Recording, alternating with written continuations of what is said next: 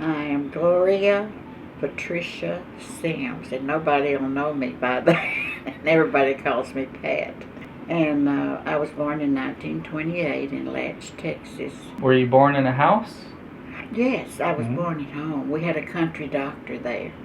And then you had siblings?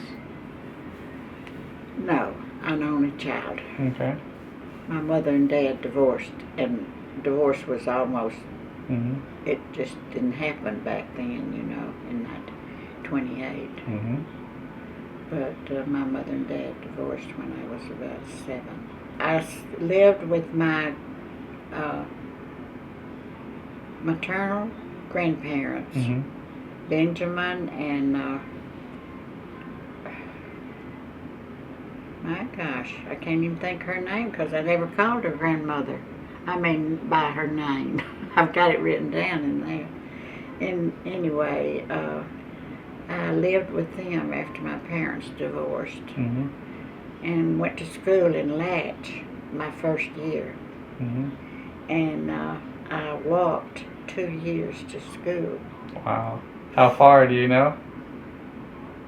Oh, what, for 2 miles is what I meant to say. Oh, I 2 walked miles 2 miles. to school. Uh-huh.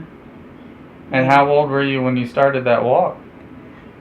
See, my birthday's in October, so I couldn't start school until I was 7, I think. On Christmas, my dad bought me a bicycle. Mhm. And I was the only child in Latch riding a bicycle to school. So the Wow. children would line up during, they used to call it recess. They don't call it that anymore. But they had a big school there. It was really nice. Mhm. I described the school in my memoirs in there. They would line up for what? To ride my bicycle. Oh, during recess. Yes. Wow. Oh, So that was a happy day for me. So you started walking and then eventually Mhm. you rode. My bicycle. Yeah. I remember there were things at the church. We had a really big church there in Latch, Mhm. and we'd have dinners there. And but I didn't have any children close by to play with. I played dominoes with my granddaddy, Mhm. and with an uncle. We'd walk to his house and play dominoes. It was a Methodist church, and that's where the young people all joined the church. And we were baptized in a stock pond. Oh, I remember I made me a red and white check dress to be baptized in. Wow. I remember the day just so perfect. Yeah. Most Sundays, wouldn't you wear white? Did the No. ladies wear white? No. No, we just wore the dresses that we made. We had our Sunday dresses, Mhm. They were they something bigger? a little nicer, Yeah. I guess. I always liked clothes. That was my thing. I really liked my clothes and my shoes. And Mhm. I remember one time they wouldn't let me wear my shoes that I wore to church at home or anything. I guess when I went to town or anywhere I could wear them, but one time I put my shoes on. I had some new shoes and I put them on. We were visiting with my grandmother, the best I can remember. And I hid in one of her closets with my new shoes on. Wow. And they missed me. And they couldn't find me, and when they found me, I was about to burn up. And I they were bet. sitting there with my new shoes on. Wow.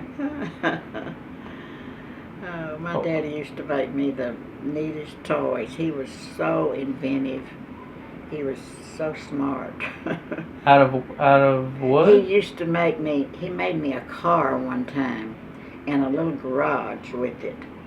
And I guess you put a rubber band on it or wound, I don't remember how it worked, but you could get back away from that car and turn it loose with whatever was holding it, and it'd run in that little garage.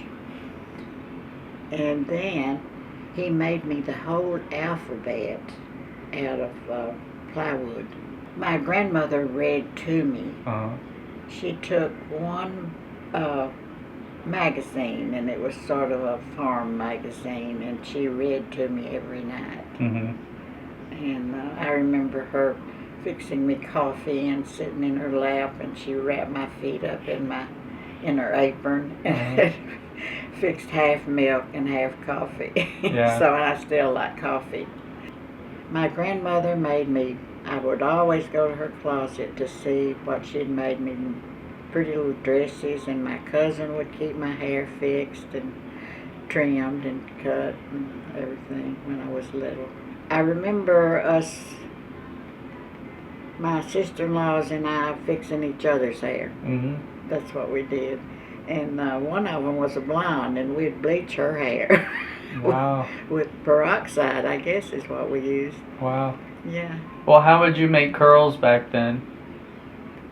Would you pin it overnight or tie yeah, it? you made those little flat curls Uh-huh. way back then. I don't know what they called them. Yes, I went to the movies. Uh-huh. But not when I was living with my grandmother, because they didn't have a car. Oh, they didn't? They had a buggy. They had Really? a buggy and horses. And I remember riding to the general store in Latch with my granddaddy. My grandmother and granddaddy, we had an ice man. Mm-hmm. They brought ice once a week. Mm-hmm. And they had the little wood ice boxes. A place that was made for the ice in the top of it. Mm-hmm. You raised a little lid up and you could put 50 pounds of ice in there. Mm-hmm. Block of ice. I remember the ice houses in Crockett when we'd drive by there and get buy ice when we were in town. So what was some of your basic things you would keep in the fridge back then? Because you had limited space. You kept everything in there. They weren't large. It wasn't a large place, so you couldn't keep very much. Of course, you kept your milk in there, and you kept your butter in there, and meats, something that would spoil. Mm-hmm. Did you do a lot of canning? Oh, yes. We canned in metal cans, just like you buy at the grocery store. Oh, we made soup, we canned everything, corn, peas. We'd go hook a trailer up to the tractor. My in-laws had a tractor. Anyway, we'd put a trailer behind it, and all of us would go to the pea patch. And we'd pick 3 or 4 bushels of peas. Wow. And then we'd all come back and sit under the trees out in the front yard and visit and have a good time and shell those peas. The next day we had to can them. When did you move to Houston County? In 1939. My dad remarried, and he was living in Trinity at the time, and I came to live with him and my stepmother. And anyway, when we moved to Wesley Chapel, there was a big sawmill up here. Oh, I don't know how many people were employed there. And they furnished houses for them to live in. Oh, wow. And that's where we lived. Yeah. And, was it the houses where your dad's co-workers were in houses nearby, yes, kind of? Yes. Okay. It was like a little community. Yeah. They were all around the sawmill, Right after I came to Wesley Chapel, we moved out here. I got sick, and we didn't have anything but a country doctor. Doctors came to the house then. So old Dr. Hurd and Dr. Wooters came to the house I was sick in my stomach, and my stomach hurt really bad. It was having a lot of pain. And so they checked me, and I had fever. So they checked me for every kind of fever, and I didn't have any of them. They never did know what was wrong with me. And then after I was grown and after my children were born, I had some minor surgery. Dr. Brown did it. And he said at some time in your life your appendix, so I shouldn't be here. My appendix ruptured and I lived over it. I was sick for a month. I had fever for a month. All my hair came out. I was so frail I couldn't walk across the room. And they didn't ever know. I was never in the hospital. Wesley Chapel had a 2-room schoolhouse. And at that time, in 28, you could teach the first grade Mm-hmm. without a teacher certificate. So my sister-in-law later, they were just friends then, taught school. But anyway, it was just a 2-room school, but they taught to the 7th grade Mm-hmm. in those 2 rooms. And we had a cafeteria and had a big church out here, and it was just a lot of people. How often would you guys need to, or would you go to Crockett? I guess would you On Saturdays. Saturdays We went to town on Saturdays. stock up on groceries, or To buy the groceries Mhm. and what we needed. And Daddy would always he could give me 25 cents and I could get a hamburger with an olive on top and go to the ice cream parlor and get ice cream. I remember when there was, Brookshire's was on the square. wow. And there was hardware stores, a lot of them. There was a lot of mom and dad businesses in Crockett Mhm. at that time. Little grocery stores, Mm-hmm. and they would, you could call your grocery list in and they'd deliver your groceries. Really? Hayded's was one of them, and he stayed in business a long time, but older people, would call in and tell him what they needed and he would deliver it for Wow. free. We had 2 jewelry stores. What was the other one? Purdue's, and I knew Mr. and Miss Purdue, and my first glasses, the optometrist lived in the back of Purdue's jewelry. I mean, had his office, didn't live there. Had his office behind Purdue's. And I remember when I got my first glasses and I came out and it was a new world because I was extremely nearsighted. Yeah. And I could see the signs across I thought, oh, what a pretty world. Wow. I really, I miss my calling. I used to design things. I could put patterns together or do anything with a machine. So who taught you to sew? I learned it in home economics. Okay. Mhm. Yeah. Did you make anything that you would wear, dresses or anything? Oh, yeah, I made all my clothes. Really? And all of Sandra's clothes. I made everything. I married when I was 16. Oh, yeah. Mm-hmm. And he lived out here in the community, Mhm. just up the road here. And I was just a friend of the family. And then we started dating a little bit. Y'all went to school together? No, we didn't go to school. He was 6 years older than me. Okay, yeah. So we didn't go to school together. When did y'all start dating? How old were you? Oh, as a group, just with his family and his sisters, we'd all do things together. I Mhm. didn't really have dates. Yeah. Maybe every once in a while we'd go get a hamburger or something like that. Uh-huh. But I didn't really do a lot of dating, and he went into service.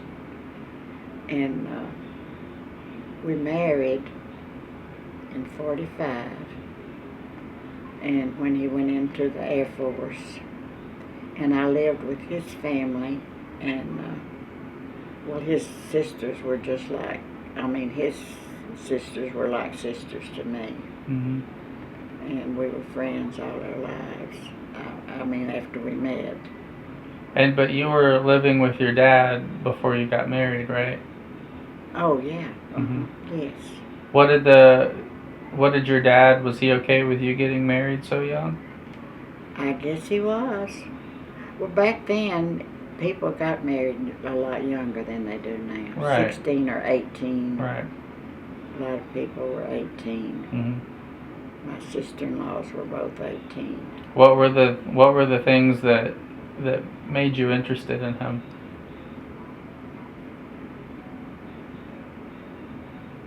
I don't know. I don't know. He was handsome for one thing. There's something. Yeah. And I guess maybe we just had a lot of things in common. And did he start showing interest in you before, he started courting you before you were really? Right. Yeah. We were just friends to start with. I was friends of the family and of his sisters. Yeah. And that's how I got to know him. And we were married 46 years. It lasted. What year were you married? 45. 45, okay. And I graduated from high school in 46. We got married just before he went to the service. I remember that summer I went to stay with him when he was in, I guess, boot camp, I guess is what they call it. And I remember crying all the way home on the bus to go to school. I came back home to go to school. Wow. Go to high school. He must have not been in there much over a year. Okay. And would you write each other? Oh, yes. Yeah, we wrote letters. No phone calls. Right. We didn't have phones out here. That was another story. And after we built our first little house from the ground up, we built it with the help of my dad and his dad, and we worked on it. Our friends helped us, and I made my drapes, I painted it, I just loved to do all that. Enjoyed it. My in-laws grew cotton. Like I say, this was a cotton patch out here, and I've chopped cotton out there. When did you do that? Right after J.D. came back, and while we were building our little house and all of this.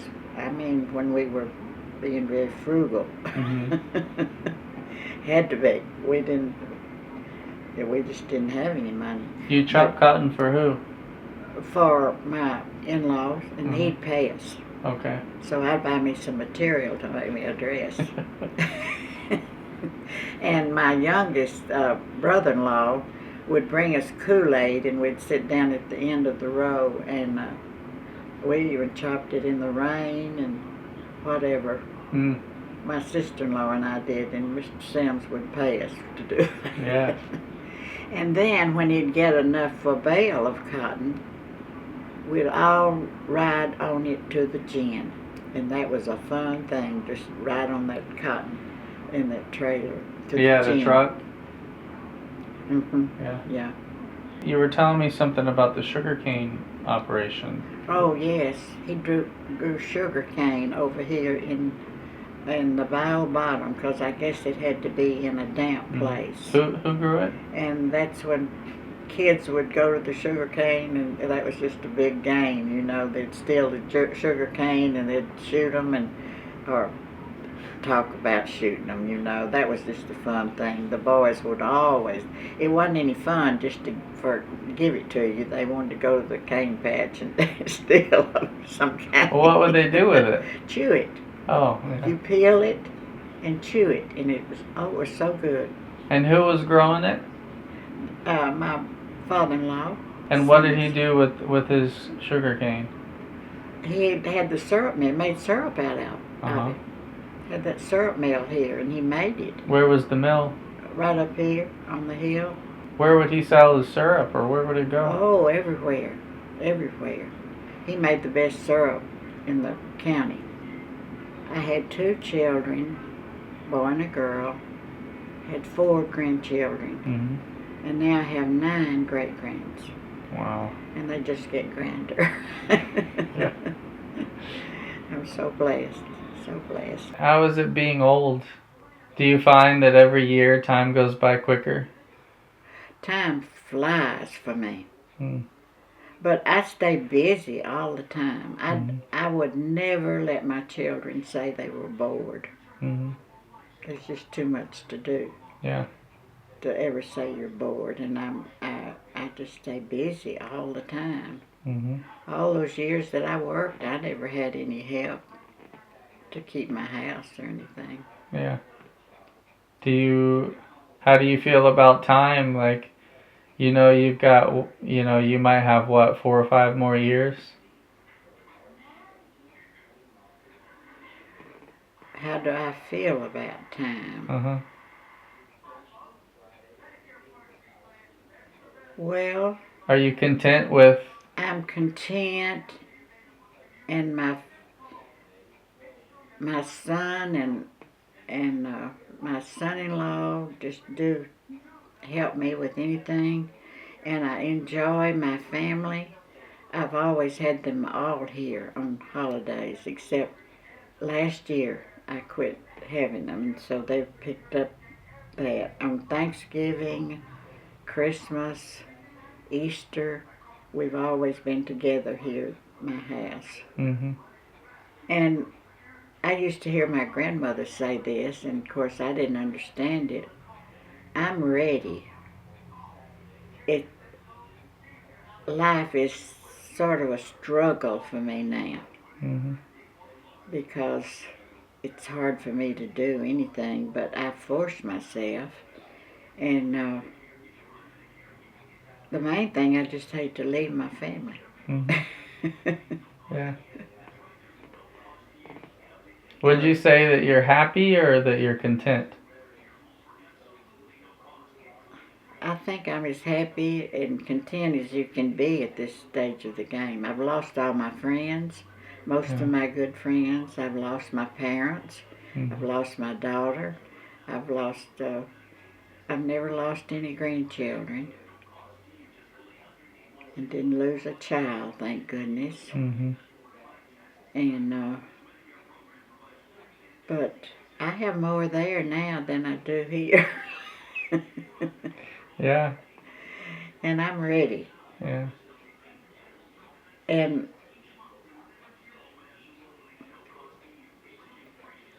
I really don't mind going because I know where I'm going. Mm-hmm. I hope I know. Yeah. But I just dread the dying part. Sure. Yeah. Well, is it actually lonely when you think about that all your friends are gone? Oh, I miss all of them. Mm-hmm. I don't really think I'm lonely Mm-hmm. because I have all my grandchildren, my great grands, and oh, they're just such a joy. Yeah. And I think I'm as happy as you can be at this stage of the game. Yeah. Do you feel like you were able to do all the things that you kind of wanted to do or set out to do? I think so. Yeah. I've had a good life. Yeah. I have really had a good life.